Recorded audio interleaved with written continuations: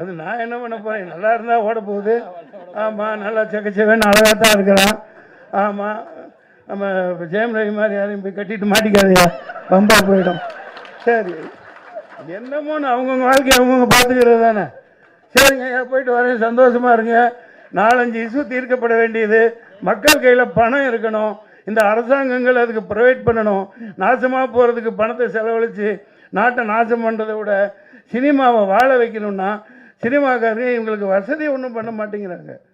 அதுக்கு ஏதாவது ஒன்று செய்யணும் இல்லைங்களா?